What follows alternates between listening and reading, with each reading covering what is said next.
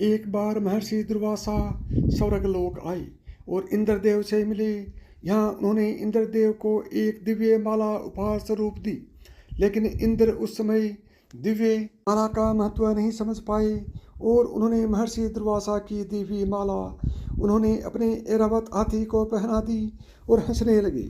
इंद्र के इस व्यवहार से दुर्वासा ऋषि को क्रोध आ गया और उन्होंने देवताओं को श्राप दे दिया।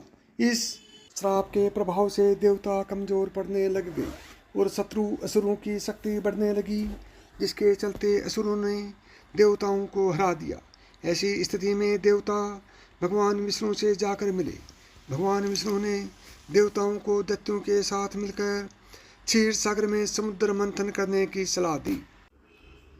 इसके बाद से देवता और दैत्य मिलकर समुद्र मंथन करने लगे।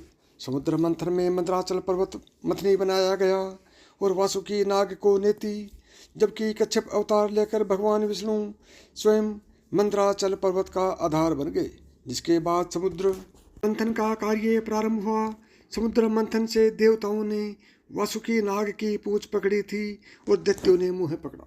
वासुकी नाग मुँह से ज्वाला निकल रही थी, इसे देवताओं में शक्ति का संचार हो रहा था और दैत्यों की शक्ति धीरे धीरे क्षीण हो रही थी। इस समुद्र मंथन में कुल 14 रत्न निकले। सबसे पहले विष निकला, जिसे भगवान शंकर ने पिया। इसके बाद कुछ अन्य चीजें निकली, जो उसके बाद अंत में धन्वंतरी अमृत का कलश लेकर आए। धन्वंतरी के हाथ में अमृत देख दैत्य उसे लेने के लिए दौड़े। ये देखकर धन्वंतरी वहां से भागे और देवताओं और असुरों के बीच अमृत कलश को लेकर युद्ध शुरू हो गया। कहा जाता है कि इस युद्ध में अमृत की बूंदें 4 जगहों, प्रयागराज में गंगा, यमुना सरस्वती के संगम पर, नासिक में गोदावरी नदी, उज्जैन में शिप्रा नदी और हरिद्वार में गंगा नदी में गिरी। इसी कारण इन्हीं 4 जगहों पर कुंभ मेला लगता है।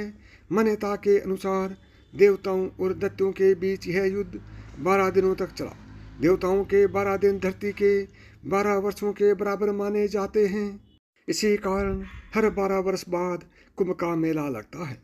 वहीं माना जाता है कि जिस प्रकार घड़ी में हर 12 घंटे बाद पुराना समय आता है, उसी तरह हर 12 वर्ष बाद भी नदियों का जल अमृत लेकर आता है।